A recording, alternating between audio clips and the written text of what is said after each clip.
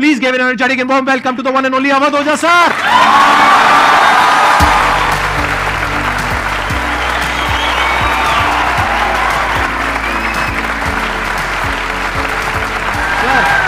Hello sir, क्या हाल चाल? बैठिए जी, बैठिए। आइए। Thank you.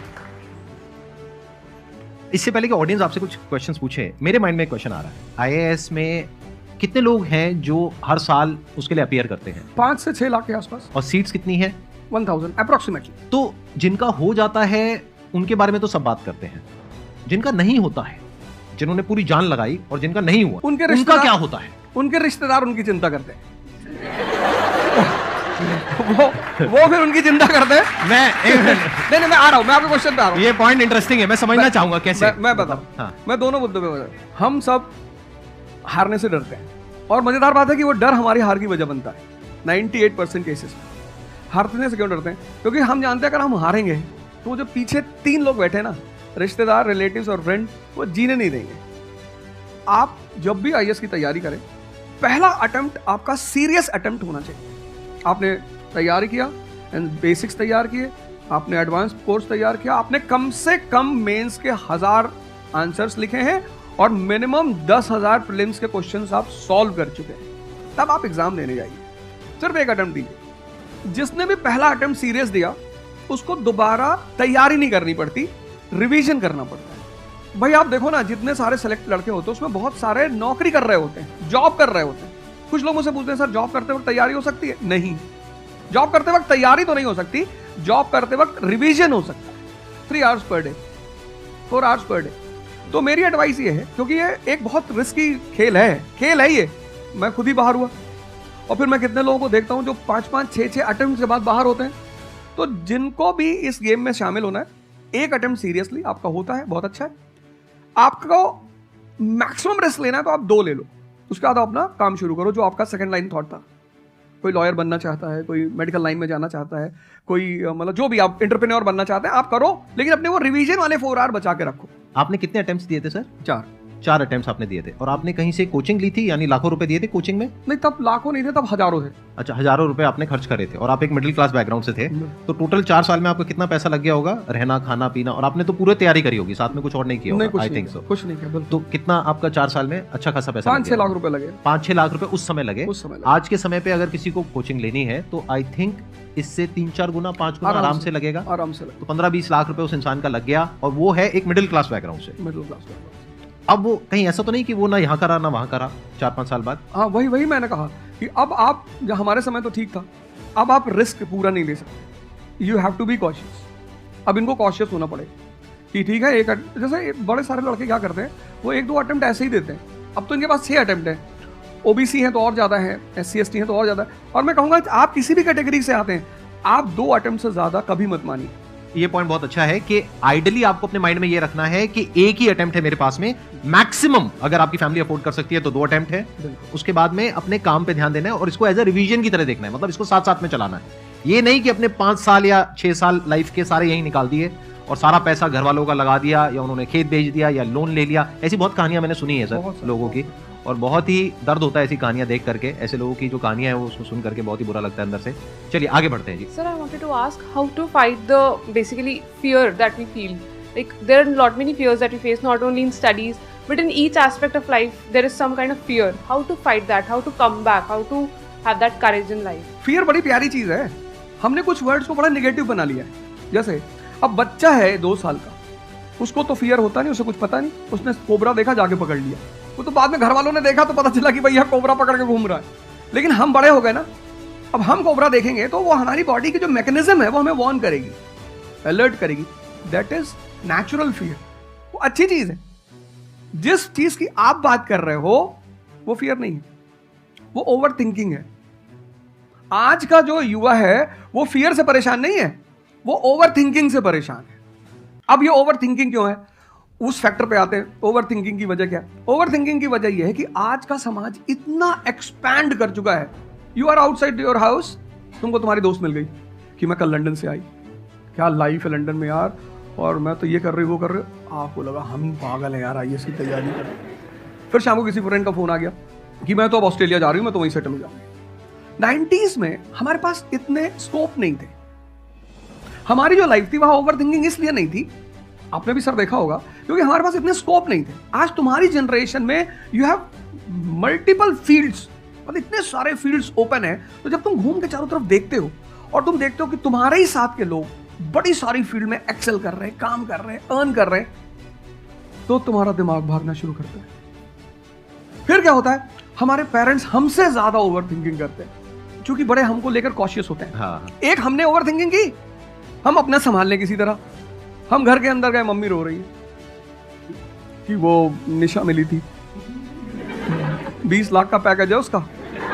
दूसरा प्रेशर तुम्हारे ऊपर आ गया। ये जो प्रेशर हम मल्टीपल फेस करते हैं, तो एक तुम्हारा प्रेशर, एक माँ बाप का प्रेशर। पता लगा बुआ जी ने रात में फोन कर दिया, क्या कर रही हो जी? तुम सारे लोग प्रेशर से लड़ रहे हो इस वक्त, मल्टीपल फ्रंट पे। ये कोई फियर वर नहीं है। ये प्रेशर दूर कैसे होगा, इस पे थोड़ी सी बात करनी। जहां इंटरनल ताकत है वहां कॉन्फिडेंस है। आज का युवा क्या कर रहा है? बादाम का तेल लगा रहा है, बादाम की क्रीम लगा रहा है, बादाम का साबुन लगा रहा है, खारा गुटका।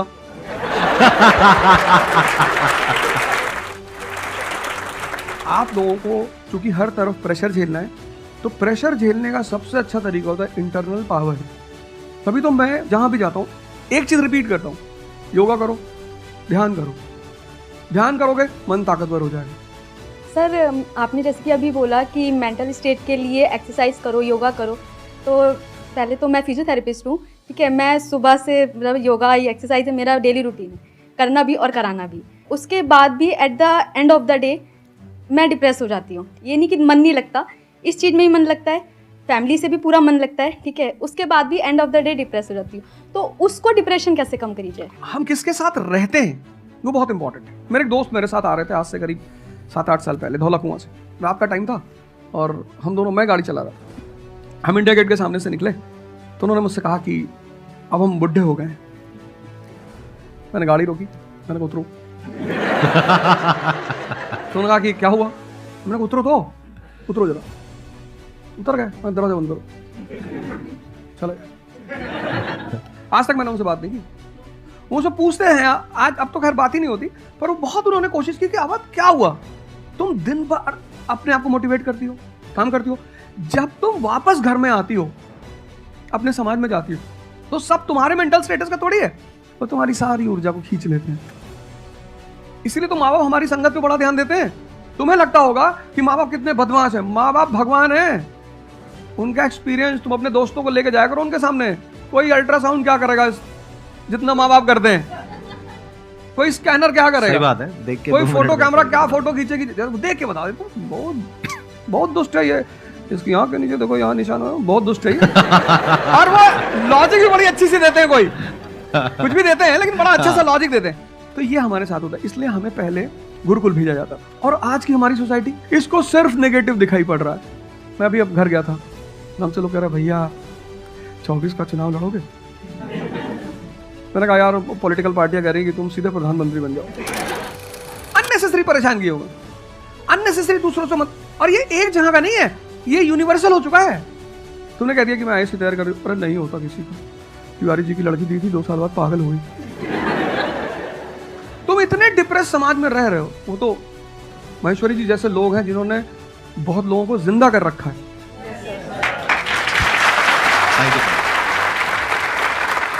जब वो कोई सहारा नहीं होता, आपने टाइप किया संदीप महेश्वरी, एक वीडियो आ गया, आप रिलैक्स हो गए। जब आप इन्हें सुनते हो तो आपका टेम्परेचर हाई होता है। तो एक ही आदमी को आप सुनते हो ना जिससे टेम्परेचर हाई हुआ, हमको सुन लिया कुछ ज्यादा ही हाई हो गया। लेकिन 2 लोगों को छोड़ दो, 3 लोगों को छोड़ दो, 4 लोगों को, ऐसे 10-12 लोग हिंदुस्तान में है, पॉपुलेशन 1 बिलियन 50 करोड़। तो तुम 10 लोगों को सुनो और बाकी जो तुम्हारे साथ 500 जुड़े हैं वो तुम्हें तो नीचे ले आ रहे हैं। इससे बचो, अपनी सर्कल को थोड़ा सा रिजर्व करो। तुम किससे बात करते हो, कौन सा लिटरेचर पढ़ते हो, लिटरेचर पर ध्यान दो। जैसे मैं रश्मिरथ पढ़ता रहता हूँ, खाली हुआ प्रसादों के कनकाब शिखर होते कबूतरों के ही घर। ये जो बड़े बड़े मकान है, कभी किसी बाज को यहां रहते हुए देखा? कबूतर रहते हैं। क्या विशाल लाइन है, प्रसादों के कनकाब शिखर, कितने मतलब महलों के जो बड़े बड़े शिखर, उसमें सिर्फ कबूतर रहते हैं। प्रसादों के कनकाब शिखर होते कबूतरों के ही घर, महलों में गरुड़ न रहता है, कंचन पर कभी न सोता। कंचन मतलब सोना। लग्जरी नहीं चाहिए। तुम लोग इतनी लग्जरी चाहते हो, लग्जरी आदमी को मेंटली कमजोर बनाती है। मैं आश्रम में था, मैंने ज्यादा खाना खा लिया। मेरा एक नियम है, नो एक्सरसाइज नो फूड। मतलब अगर एक्सरसाइज नहीं करूंगा तो मैं खाना नहीं खाऊंगा। वहाँ एक बाबा जी, वो प्रेम में उन्होंने घी पे घी डालते चले, मैंने खा लो। फिर वो हुआ कि भाई यहाँ घूमेंगे, चारों तरफ जंगल है, डरा दिया इन लोगों ने। एक बार भालू एक आदमी की टांग काट के ले अरे मैंने कहा आज कोई भालू नहीं आएगा, मैं जाऊंगा। फिर मैंने 4-5 लोगों को तैयार किया अपने साथ, उनको थोड़ा मोटिवेट किया कि जंगल में घूमने से ऑक्सीजन लेवल बढ़ता है। वो लोग भी तैयार हो गए कि चलो। तो हमारे साथ एक साहब अमेरिका से आए हुए थे, वो भी वॉक करने निकले, बोले हम भी चलेंगे। मैंने कहा भाई साहब तुम जा रहे हो? कहते हम भी चलेंगे। मैं उनका नाम नहीं लूंगा।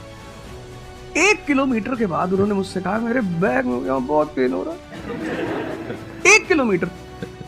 तुम लोगों ने पता है अपने आप को कष्ट देना छोड़ दिया।